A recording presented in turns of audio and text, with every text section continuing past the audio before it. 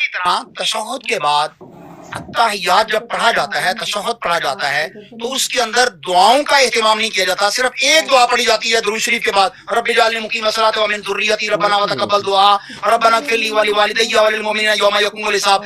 حالانکہ میاں ارسلان صاحب پوری ذمہ داری سے کہہ رہا ہوں یہ نماز کی دعا نہیں ہے۔ علامہ صاحب ہم تو جب سے پیدا ہوئے ہمیں تو یہی دعا پڑھائی گی۔ ہم نے بھی بچپن میں یہی پڑھی تھی، لیکن جب دین پڑھا تو پتا چلا کہ یہ نماز کی دعا ہے ہی نہیں۔ آن دا ریکارڈ بات کر رہے ہیں آپ؟ میں کیمرہ کے سامنے بیٹھ کے بات کر رہا ہوں۔ اچھا، یہ دعا نماز کی دعا ہے ہی نہیں۔ نبی کریم صلی اللہ علیہ وسلم نے ساری زندگی کبھی بھی نماز کے اندر یہ دعا نہیں پڑھی۔ لائیے کوئی عالم، لائیے بٹھائیے میرے سامنے، زہر کا پیالہ پی لیں گے، نبی کریم صلی اللہ علیہ وسلم سے اس کا ثبوت نہیں دے سکیں گے کہ نبی صلی اللہ علیہ وسلم نے نماز میں یہ دعا پڑھی ہو۔ یہ سیدنا ابراہیم علیہ السلام کی دعا ہے، قرآن مجید کے اندر آتی ہے سورۃ ابراہیم میں، لیکن نماز کی دعا نہیں ہے۔ السلام علیکم ورحمۃ اللہ وبرکاتہ۔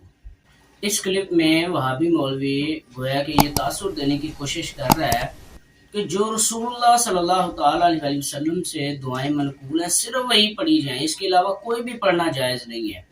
حالانکہ ہرگز اس طرح نہیں ہے، بلکہ جس بخاری شریف سے یہ وہابی مولوی سرکار علیہ الصلوۃ والسلام سے منقول دعائیں پڑھ کر سنا رہا ہے اور لوگوں کو صرف خاص دعائیں پڑھنے کا کہہ رہا ہے، اسی بخاری شریف میں انہی بابوں میں جس باب سے یہ روایت جو ہے پڑھ رہا ہے، اسی باب میں ایک اور روایت ہے کہ جس میں رسول اللہ صلی اللہ تعالیٰ علیہ وسلم نے دعاؤں کا اختیار دیا ہے کہ جو چاہے دعا پڑھ۔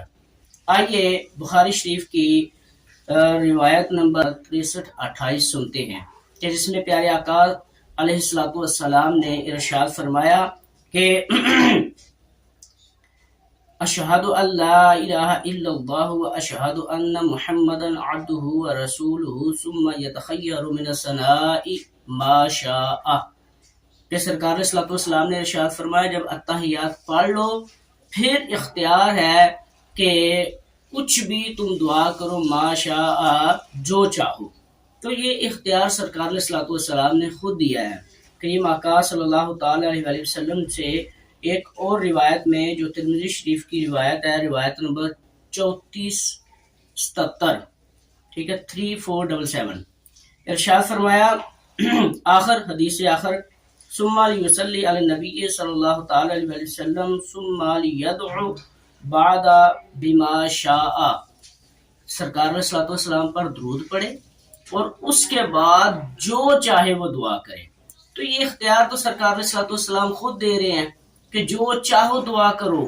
اب اسی کو خاص کرنا، حالانکہ سرکار علیہ الصلوۃ والسلام نے خاص نہیں کیا، آپ ایک بھی مطلب کہ ایک روایت بھی جو ہے نا خاص کی نہیں دکھا سکتے کہ سرکار علیہ الصلوۃ والسلام نے کوئی خاص دعا ہے وہ سکھائی ہو، بلکہ کریم آقا صلی اللہ تعالیٰ علیہ وسلم سے کتب روایات میں مختلف جو ہے نا وہ روایتیں وارد ہیں جس میں مختلف دعائیں سکھائی گئی ہیں، جس میں سے ایک دو آپ نے پڑھ کے سنائی۔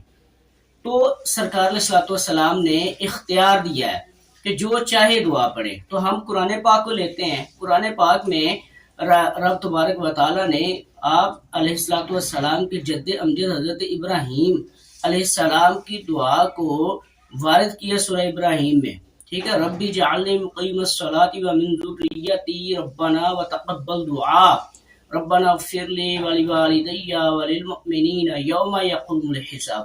تو یہ ایک جامع دعا ہے جس میں اپنے لیے بھی دعا ہے، والدین کے لیے بھی دعا ہے، ٹھیک ہے، قیامت والے دن جو ہے نا وہ اللہ کے حضور کھڑے ہونے کی دعا ہے۔ تو یہ ایک طرح سے جامع دعا ہے، جس طرح کے سرکار علیہ الصلوۃ والسلام سے منقول ہے، اسی طرح قرآن پاک میں جو دعا منقول ہے وہ بھی جامع دعا ہے، تو اس میں بھی پڑھنے میں کوئی حرج نہیں ہے۔ یہ تو رہا وہابی۔ آئیے اب جو کتب فقہ کو مانتے ہیں ان کے لیے ایک دو حوالے پیش کرتا چلا جاؤں۔ البحر الرائق میں ایک جو ہے نا اسے مستحب قرار دیا گیا۔ پھر فتاوی عالمگیری جسے فتاوی ہندیہ بھی کہتے ہیں، اس میں بھی اس کو مستحب قرار دیا گیا۔ وَيَسْتَحَبُّ أَن يَقُولَ الْمُصَلِّي بَعْدَ ذِكْرِ الصَّلَاةِ فِي آخِرِ الصَّلَاةِ ربی اجعلنی مقیم الصلاۃ ومن ذریتی ربنا وتقبل دعا ربنا اغفر لی ولوالدی وللمؤمنین یوم یقوم الحساب۔ تو اس طرح سے اسے مستحب قرار دیا گیا، کوئی فرض واجب قرار نہیں دیا گیا. اس کی اپنی حیثیت بھی دعا کی مستحب ہی ہے، کوئی فرض واجب نہیں ہے، جو چاہیں آپ پڑھ سکتے ہیں. ٹھیک ہے، آپ کوئی بھی دعائے مسورہ پڑھ سکتے ہیں. وہ اللہم اجرنا من النار بھی ہے، وہ اللہم ربنا آتنا فی الدنیا حسنہ، اللہم ربنا آتنا فی الدنیا حسنہ وفی الآخرۃ حسنہ، اور اس کے بعد ربی جعلنی ہے. اس کے بعد کوئی بھی دعائے مسورہ سرکار علیہ الصلوۃ والسلام سے جو منقول ہے وہ آپ پڑھ سکتے ہیں.